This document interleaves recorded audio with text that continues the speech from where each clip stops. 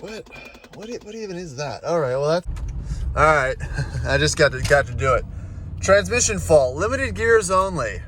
That's not a first.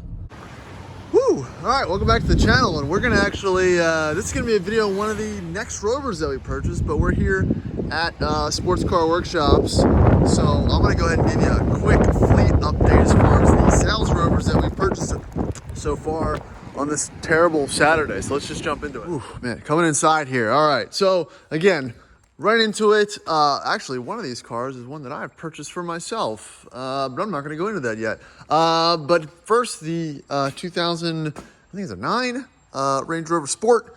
It's under the knife, getting a whole bunch of stuff. It's getting rear, upper, and lower, or I think rear, just upper control arms. It needed a couple control arms in the front, a brake line, a bunch of other things. It's getting a bunch of maintenance. So again, that one, you know, drove fine. It was a decent truck, but upon further inspection, needed a lot of work like all these do. So we're going to fix it. So it's getting fixed. Not the end of the world, but again, we wanted to make sure that that's going to be sold as a, you know, a safe, reliable, decent vehicle. So that's what's happening right now. Mike's L322 is in the shop. Very broken, and that is why it blew the rear accessory belt, the one that no one ever changes on the L322. So again, in all its glory, he only got a few miles on it on the nice new tire setup. And after a bit of research, man, it's a pain in the ass to get the shroud off. Yep, no, that's all to get. To get the fan shroud off, to get the fan out, to get to the belt, because there's 2 serpentine belts in these motors. Really doesn't make it easy at all. So that's coming out. His popped. So that's, you know, again, it's little stuff like that. I mean, look at all that has to come off just to do a simple belt. Pretty annoying. But all right, let's go back outside.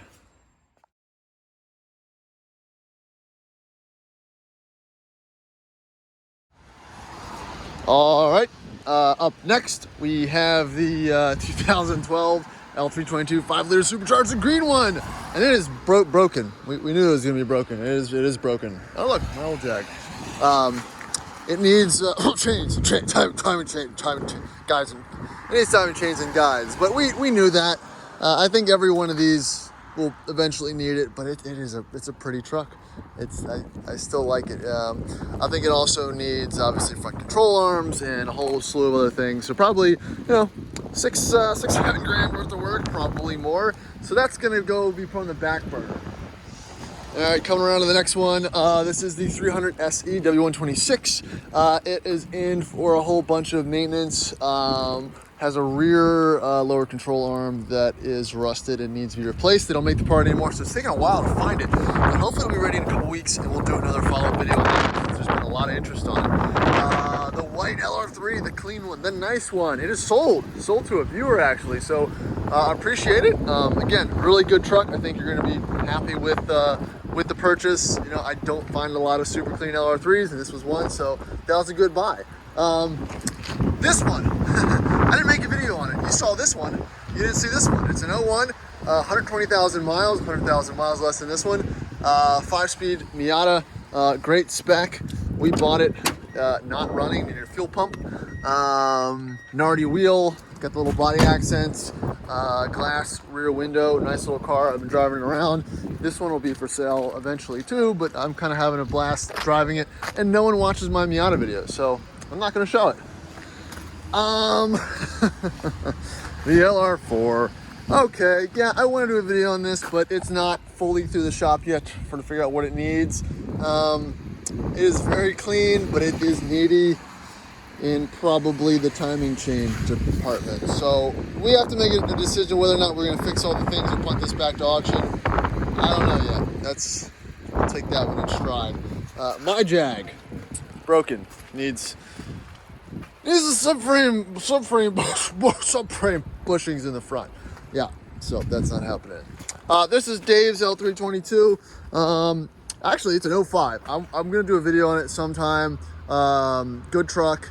Actually, it runs and drives excellent. It's leaky and needs some control arms and whatnot. So that'll be up next. Supercharged one that needs a water pump. It's just waiting for maintenance, waiting for parts. That'll happen eventually. So, but let's move on to what I have in the bag. But before that, let's see if this bad boy starts. That would be clutch. Oh. This was the rescue Rover with no brakes. All right. Woo. No shit. Woo! It's alive. Wow. I'm gonna sit in this for a second and warm up before we get to.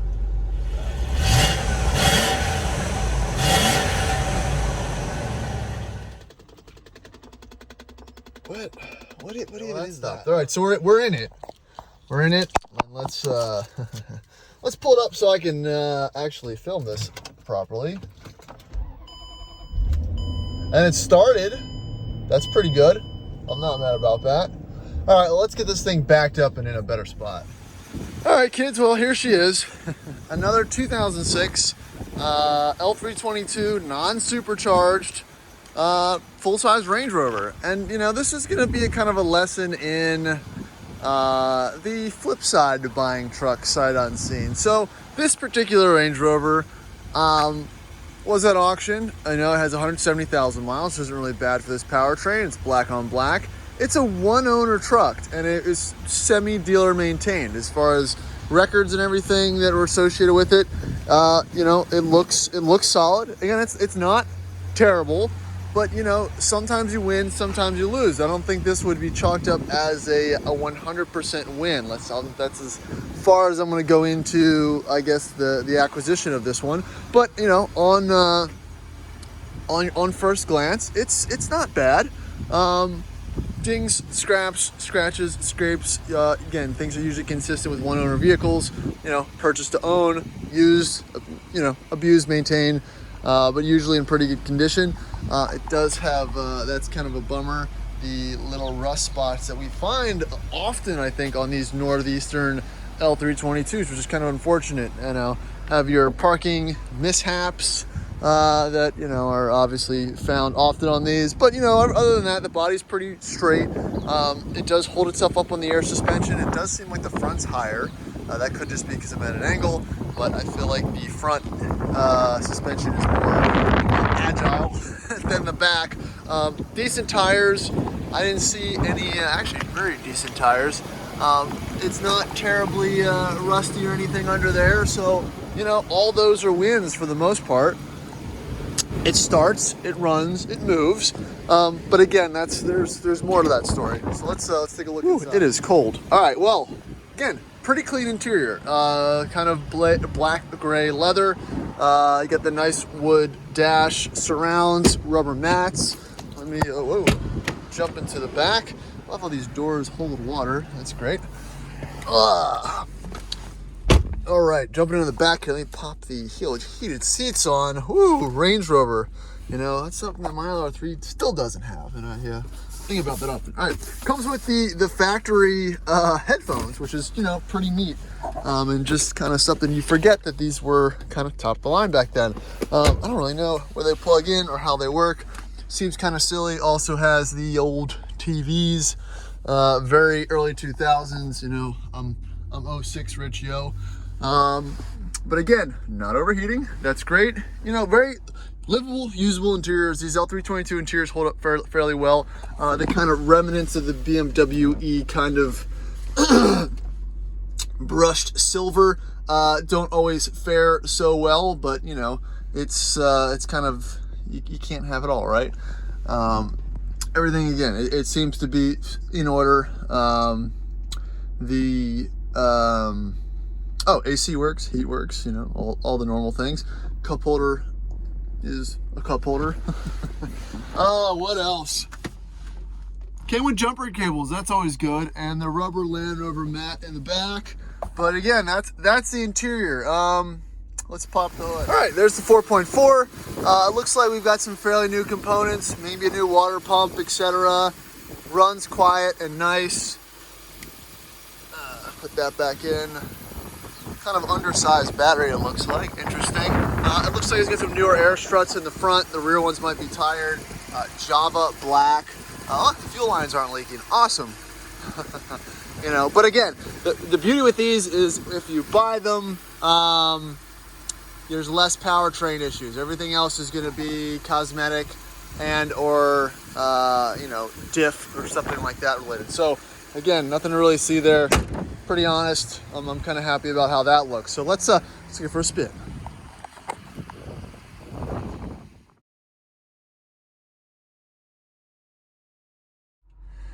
All right, so let's test some functions out. Low range, have it in neutral.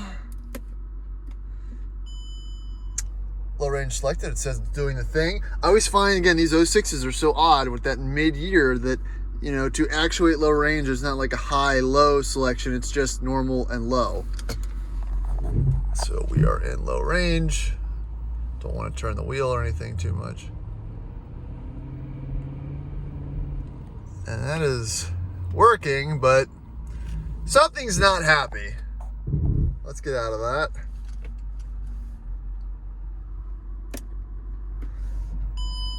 High range. A little bit of a delay shifting into gears. And I have a feeling that this transmission might not be too happy.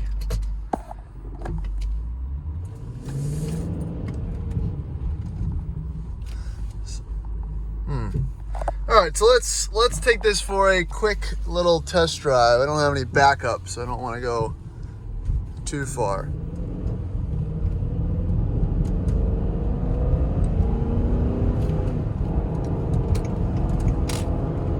All right, so that seems to be driving as it should. Have a little delay, you know, maybe it just needs fluid or something. And something's a little rattly in there. Oh. Didn't like that.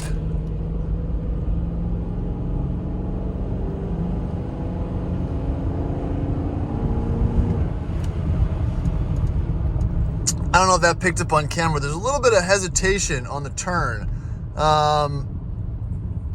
Kind of felt diffy, you know, like center diffy when it's not, it's either, you know, slipping or hesitating, just kind of an odd sensation there. I don't want to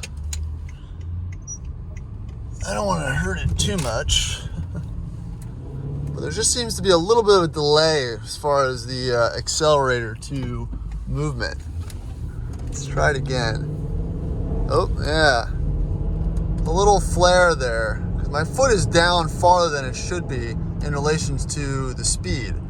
So it doesn't feel terminal, doesn't feel great. And it feels worse, I guess, around turn. So again, I don't think it's terminal, like I just mentioned, but it's not great.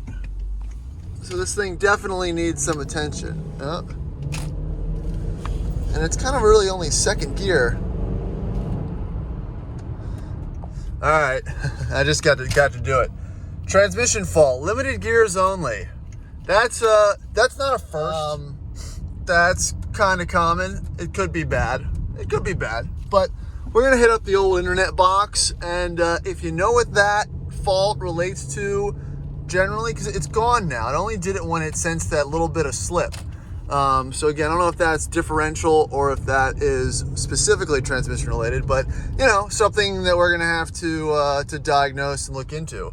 But yeah, again, I think that's really gonna be it for this video. This was just the first initial test and walk around for this black one. I personally like this truck. At the end of the day, it is a one-owner truck, so it's definitely probably worth putting a little bit of effort into. But we'll see once we get it up on a lift. All right, so yep. That's black 06. Again, another 05. This is a friend of ours. I'll review it after it's fixed. It has a suspension issue that does not, it seems more electronic than it does like a physical leak in an airline or a valve block or something, because the suspension system checked out fine. So once that diag is finished, and we've got an idea and a handle on it, and it's a little safer to drive. That one will be featured as well, because I haven't done an 05 on the channel yet. So again, guys, I really appreciate you watching. This Rover series, I think, is done very well. I love all the comments and support you guys have been giving me. And again, it kind of, fuels this this terrible financial decision that we've made to mess around with these. So that's awesome. Follow me on Instagram for updates, and remember to subscribe, comment, and do all that fun stuff. So appreciate it, and we'll catch you in the next one.